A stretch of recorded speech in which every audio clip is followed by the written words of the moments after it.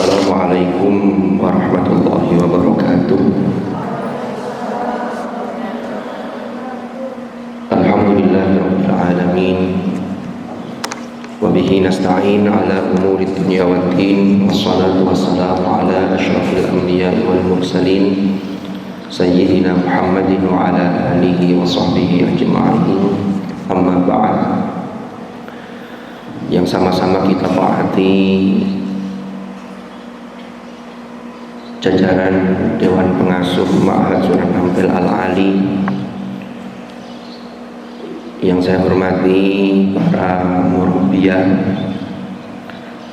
yang saya hormati para musyrifah, dan tidak lupa para adik-adik mahasantri MSAA tahun 2023-2024. Salah satu pengalaman yang sesungguhnya berat bagi saya di dalam kehidupan saya itu adalah ketika saya mendapatkan tugas untuk menyampaikan irsyadat. Karena ketika irsyadat itu biasanya saya menghadapi orang-orang yang sedang berada di dalam dua alam, yaitu alam kehidupan dan alam kematian. Karena sesungguhnya orang tidur itu kan ruhnya ditangguhkan. Allah berfirman dalam Al-Quran, Allahu yatawaffal anfusa hina mautiha wallati lam tamut fi manamiha. Jadi kalau ada di antara kita yang sekarang sedang tidur, ini sesungguhnya ruhnya itu ditangguhkan, sehingga nanti bisa jadi dikembalikan, bisa jadi tertahan, tidak dikembalikan, ini masih tertahan. Makanya tadi saya katakan ini termasuk hal-hal yang berat dalam kehidupan saya itu ketika saya diperintahkan untuk menyampaikan irsyadat. Tapi insya Allah ini banyak yang berada di alam kehidupan yang nyata. Para adik mahasantri, para musyrifah, murabbiah yang saya hormati, alhamdulillahirabbil alamin, pada pagi hari ini kita bisa melaksanakan aktivitas kita, rutinitas kita, yaitu sholat subuh berjamaah, lalu kemudian kita lanjutkan dengan membaca Al-Wirdul Latif.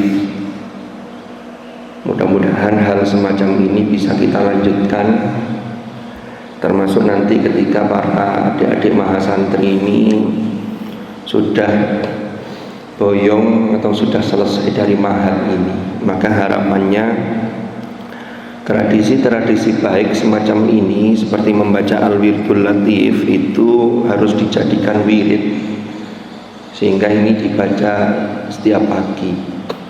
Jadi jangan sampai hanya di ma'had lalu kemudian keluar ma'had tidak dibaca lagi. Apalagi kalau di ma'had ini kemudian tidak ada yang tidak pernah ikut membaca karena berada di alam yang lain tadi ya. Di dalam kitab Fathul Mannan fi Fadhail Quran itu dikutip dawuhnya Al-Habib Abdurrahman As-Saqaf atau As-Sagaf. Beliau menyatakan begini, man la lahu wirdun fahuwa qirdun.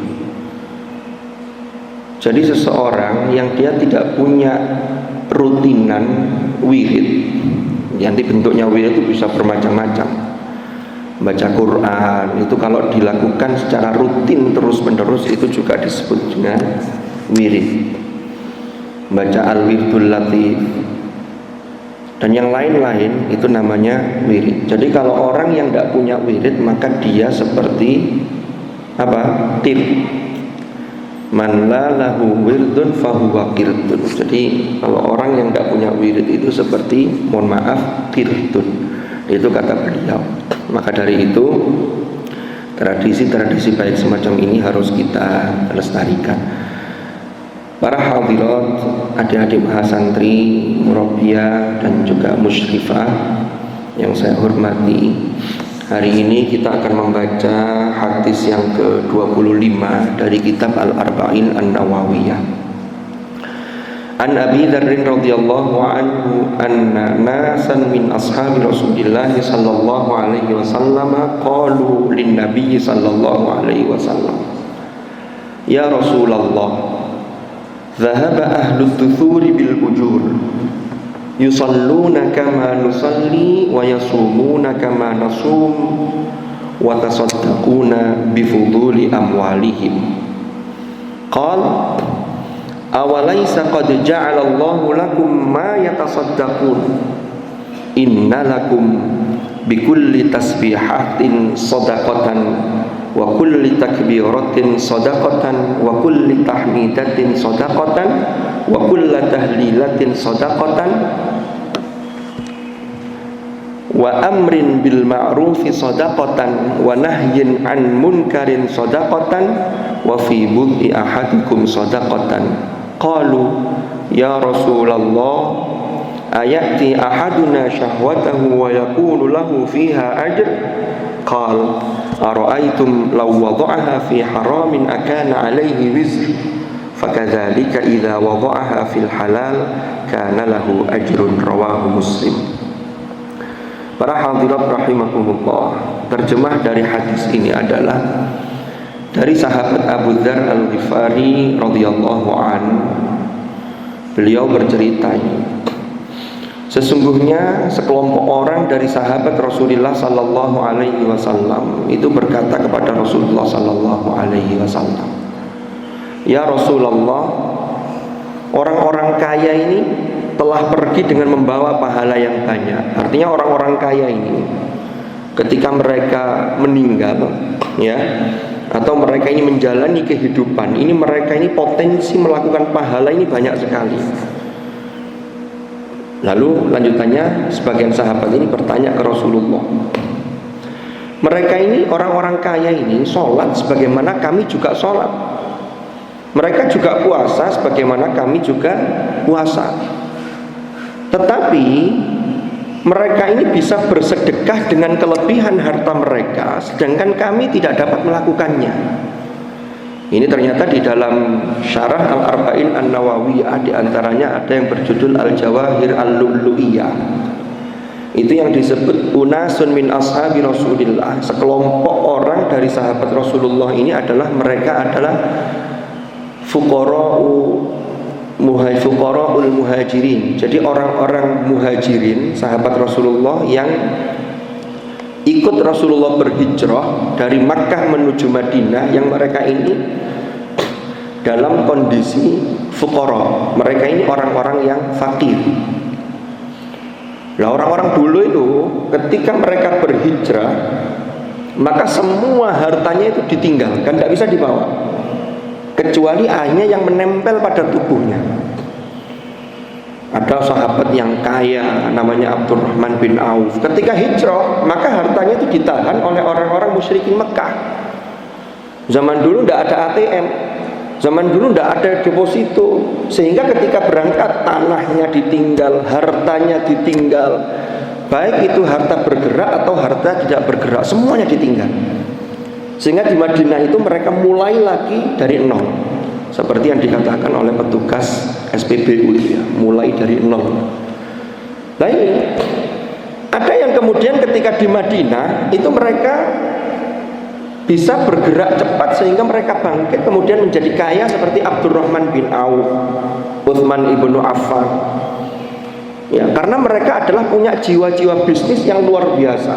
Tapi ada sebagian yang lain itu yang masih tetap dalam kondisi fuqara.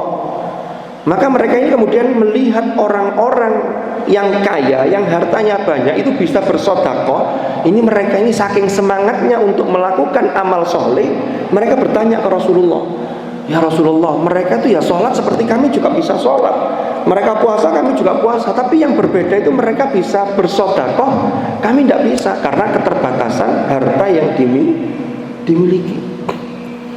Nah, ini lagi-lagi dari syarah kitab Al-Arba'in An-Nawawiyah di dalam Al-Jawahirul Lu'lu'iyah itu disebutkan, mereka orang-orang yang fakir ini bukan berarti hasud kepada orang yang kaya, bukan. Sehingga ini harus dibedakan. Ini namanya ghibthah. Ghibthah itu ingin seperti kebaikan dari orang lain, tapi tidak sampai menginginkan kebaikan itu hilang dari orang lain. Kalau hasud itu menginginkan kebaikan yang dimiliki orang lain, tapi dengan disertai keinginan agar anugerah atau kebaikan itu hilang dari orang lain. Ini yang nggak boleh. Itu namanya hasud, beda. Yang kita mohonkan dalam surah Al-Falaq itu wa min syarri hasidin idza hasad. Kita berlindung kepada Allah dari orang yang hasud ketika dia sedang hasud. Nah, ini yang harus kita lihat juga dalam ayat ini. Ini ternyata minta perlindungan ini tidak hanya kita sebagai objek dari orang yang hasud, tapi kita juga meminta perlindungan agar kita tidak menjadi subjek sebagai orang yang hasud. Ini jangan sampai kita juga hasud ke orang lain. Naudzubillah. Nah, kembali ke tadi. Jadi para sahabat yang fuqaraul muhajirin ini saking semangatnya mereka ini ingin melakukan berbagai macam kebaikan, sehingga melihat orang melakukan bisa sedekah itu, terus kami ini lah menghadap Allah nanti lah modalnya tidak sebanyak orang-orang kaya. Makanya mereka mengatakan zahaba ahlud dusur, kan begitu. Ini dengan banyak pahala. Lalu setelah mereka ini bertanya kepada Hadratur Rasul sallallahu alaihi wasallam, Rasulullah menjawab dengan sabdanya, kata beliau begini, bukankah Allah telah menjadikan bagi kalian jalan untuk bersedekah? Nah, akhirnya mereka punya semangat ini. Ternyata kalau umpama dari aspek harta ini tidak memungkinkan, maka ada aspek sedekah, itu aspek yang lain. Apa itu? Kemudian Rasulullah melanjutkan dalam sabdanya, sesungguhnya setiap tasbih merupakan sedekah, setiap takbir merupakan sedekah, setiap tahmid merupakan sedekah, setiap tahlil merupakan sedekah, amar ma'ruf nahi mungkar merupakan sedekah. Dan di dalam suami istri itu juga terdapat sedekah, kan begitu. Maka di sini kemudian apa yang kita lakukan itu sesungguhnya kita melakukan sedekah. Jadi kalau kita tadi membaca al-wirdul latif, lalu baca al-awrad ba'da as-salat al-maktubah, dan tadi ba'da salatis subuh, bahkan setelah salat kita membaca wirid, tahlil la ilaha illallah 33 kali, baca hamdalah alhamdulillah, baca takbir Allahu akbar sebanyak 33 kali. Ini sesungguhnya kita melakukan sedekah. Tetapi bagi yang punya kelebihan rezeki, tetap jangan sampai mengatakan begini, saya sudah setiap hari sedekah kok, sudah baca tahlil, sudah baca takbir, saya tidak perlu menginfakkan sebagian harta saya. Ya jangan. Kalau diberi kelebihan, maka itu berarti ada peluang untuk kita juga melakukan kebaikan yang lain. Maka dari itu, para hadirat rahimahullah, ini yang kita lakukan ini. Jadi diluk-diluk maca alhamdulillah, itu sesungguhnya oleh Allah diberi pahala, dan itu kita bersedekah. Karena apa? Apa yang kita ucapkan kemudian dibalas oleh Allah dengan pahala, itu sesungguhnya kita ini sedang menabung amal untuk akhirat kita, yang nanti amal ini untuk mendownload rahmat Allah Subhanahu wa ta'ala. Maka jangan sampai lisan kita itu nganggur. Ya, sampean kalau berangkat dari ma'had atau nanti berangkat dari pondoknya, ketika selepas dari ma'had, berangkat dari kos-kosan, berangkat dari kontrakan, mungkin ada yang di kontrakan bareng-bareng, berangkat ke kampus, itu lisan kita jangan pernah berhenti. Ya, baca tahmid, baca sholawat, pokoknya ini biasakanlah begitu. Kalau yang punya hafalan Quran, hafalan yang sudah lancar, dibaca sambil berjalan ketika menuju ke kampus. Kalau yang kemarin sudah ikut wisuda juz 30, maka juz 30 juga dibaca, mulai dari surah An-Naba sampai ini sambil jalan, sehingga mulut kita ini tidak pernah berhenti dalam melakukan kebaikan, dalam melakukan sedekah. Mengapa ini disebut sedekah? Karena sesungguhnya kita ini kalau beribadah kepada Allah, Allah itu mengatakan begini, ya ayyuhalladzina amanu hal adullukum ala tijaratin tunjikum min adzabin alim tu'minuna billahi wa rasulihi wa tujahiduna fi sabilillahi bi amwalikum wa anfusikum, dan seterusnya al-ayat. Wahai orang-orang yang beriman, ya, maukah kalian aku tunjukkan kalian terhadap satu perniagaan. Tijarah itu perniagaan, yang perniagaan itu ada untungnya, mengandung profit, itu namanya tijarah. Kalau buyuk jual beli, orang jual beli itu mesti arahnya nanti ke keuntungan. Tapi kadang-kadang ada jual beli itu yang kemudian tidak untung. Tapi kalau untung itu nanti arahnya ke tijarah. Sehingga bentuk transaksi yang menghasilkan profit, yang menghasilkan keuntungan itu namanya tijarah. Orang-orang Arab dulu sebelum turunnya Al-Quran, ya, itu mereka sudah biasa dengan bisnis. Orang suku Quraisy itu ahlinya berdagang. Ila fi Quraisy ila fihim rihlatash syita'i was-sayf, kan begitu. Suku-suku yang lain juga begitu. Maka mereka sudah biasa dan familiar. Kalau melakukan sesuatu itu maka berpikir keuntungan. Maka ketika agama ini disampaikan kepada mereka, bahasa-bahasa itu dipakai. Hutang, ya, qardun hasanah, ya kan? Barang siapa yang menghutangi Allah, tapi sesungguhnya itu bukan menghutangi Allah butuh duit, enggak, itu beda dengan kita. Ya. Apa itu ayatnya di juz 2 itu? Apa ayatnya? Qardun hasanan yudha'af lahu itu loh. Kok lupa saya depannya itu. Man dzalladzi yuqridullaha qardun hasanan. Kan begitu. Man dzalladzi yuqridullaha qardun hasanan. Nah, kembali ke ayat yang tadi. Jadi apa sesungguhnya perniagaan yang bisa menyelamatkan kalian itu dari azab yang pedih? Tu'minuna billah, engkau beriman kepada Allah. Nah, ketika kita sudah beriman, maka termasuk konsekuensi dari iman itu adalah kita melakukan hal-hal yang lain yang disebut dengan amal soleh. Salah satu amal soleh itu termasuk dengan sodako. Sodako itu berangkat dari ketulusan, yang itu akar katanya dari sod, dal, dan kof, yang maknanya adalah benar, sungguh-sungguh. Maka sodako itu harus betul-betul berangkat dari keimanan yang baik. Dan orang kalau keimanannya kurang baik, maka biasanya sodako itu malas. Bahkan sodako yang ringan saja, umpama tadi yang baca tahmid, baca tahlil, baca takbir, itu kalau kurang kuat, ya, apa namanya, keimanannya kurang kuat, komitmennya, maka itu juga berat. Termasuk ketika apalagi subuh, karena subuh itu menjadi satu parameter yang luar biasa. Karena orang itu kalau subuhnya baik, insya Allah akan sehari itu akan baik. Sehari itu insya Allah akan barokah. Tapi kalau sudah mulai permulaan hari itu subuhnya itu sudah tidak bagus, maka ini nanti akan berimbas pada satu hari ini, kan begitu. Nah, apa sih yang dimaksud berdagang dengan Allah? Jadi kita ini seakan-akan membeli sesuatu, melakukan sesuatu kebaikan, nanti Allah akan memberi pahala. Dan berdagang dengan Allah itulah satu-satunya perniagaan yang tidak pernah rugi.